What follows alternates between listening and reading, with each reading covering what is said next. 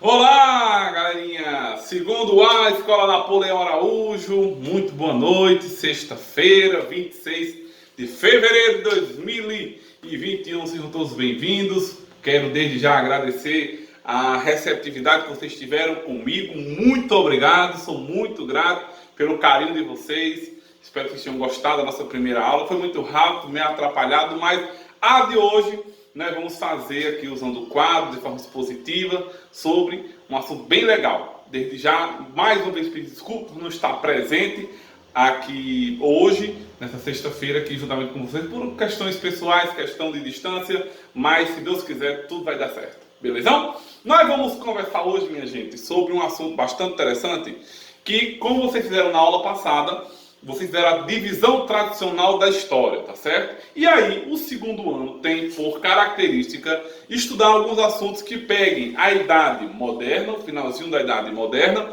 e o começo da idade contemporânea, tá certo? E aí, o oitavo ano e o segundo ano do ensino médio tendem a ver esses assuntos que são as revoluções que vão acontecer durante o século XVII e o século XVIII. Belezão? A primeira revolução que a gente vai ver hoje, olha o nome aqui, ó. Revolução Inglesa. Revolução Inglesa. Beleza?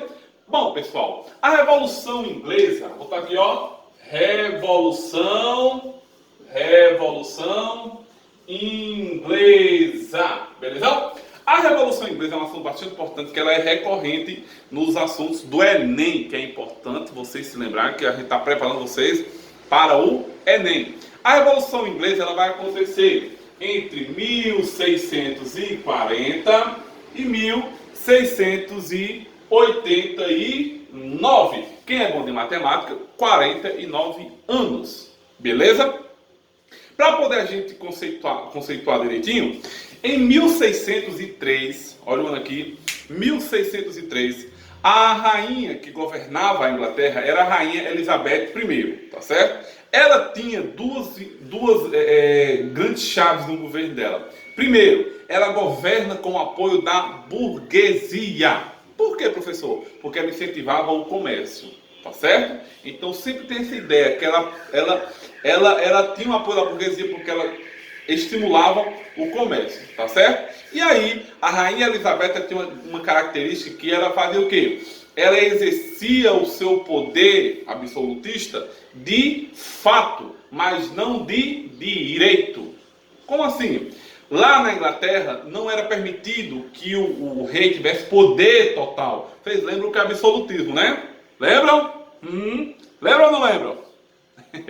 Gritar na sala para ver o negócio. Se sabe ou não sabe o que é absolutismo? Absolutismo é quando o rei manda em tudo. Ele governa sem limite. Tá certo? Então o rei governa e manda em tudo. No caso, a rainha Elizabeth, ela governava e mandava em tudo, sem limite. Só que de fato, na prática ela fazia isso, mas no direito não. A Magna Carta, que era a Constituição lá da Inglaterra, dizia não pode mandar dessa forma não, tem que passar pelo parlamento. E ela não passava, tá certo? Então, as duas grandes características do governo da rainha Elizabeth é isso, ela governava, ela tinha o apoio da burguesia, porque ela incentivava o comércio, e ela tinha o poder absolutista, mas de fato e não de direito. Porque a Magna Carta limitava os poderes do rei, tá certo? Agora, com a morte da rainha Elizabeth I, vai surgir quem? A dinastia Stuart. Beleza? Dinastia Stuart. A dinastia Stuart, ela vai ter uma grande característica, que é o quê? Ela vai acontecer de 1603 até 1649, dinastia Stuart, com as figuras de Jaime I e Carlos I.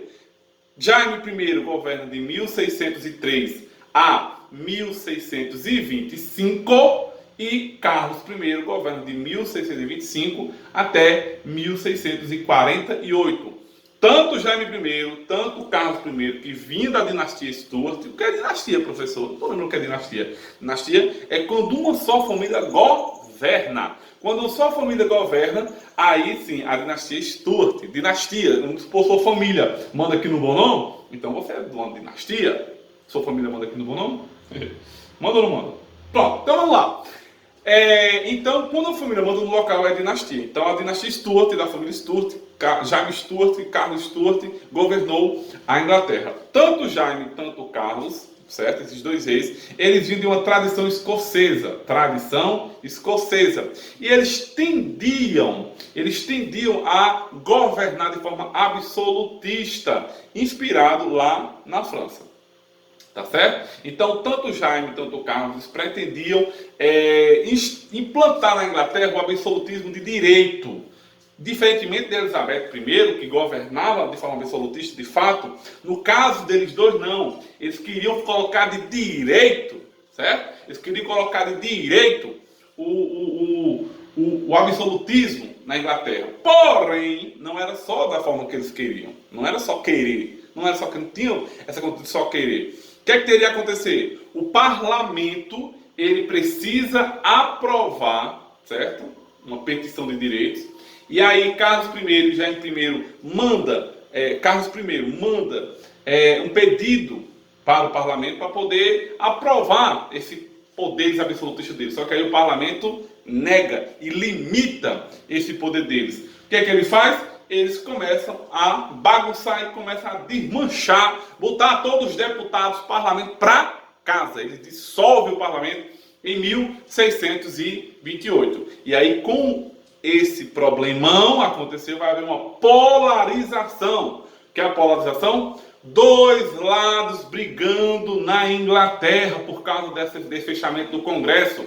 Dois lados brigando na Inglaterra. Nós vamos ter de um lado o pessoal que apoiava Carlos I e do outro lado o pessoal que apoiava o parlamento. Quem são o pessoal que apoiava o Carlos I? Os cavaleiros, tá certo? O exército do rei, Carlos I, a nobreza tradicional e o anglicanismo, que era a religião da Inglaterra, tá certo? Então esse grupo aqui apoiava Carlos I, os cavaleiros, exército do rei, Carlos I, a nobreza tradicional e o anglicanismo, tá certo? Já do outro lado, quem ia apoiar o parlamento ia ser quem? Os cabeças redondas, que eram os deputados, que assim eram denominados, os cabeças redondas, o próprio exército do parlamento, um cara bastante massa chamado Oliver Cromwell, que ele é o cara, beleza?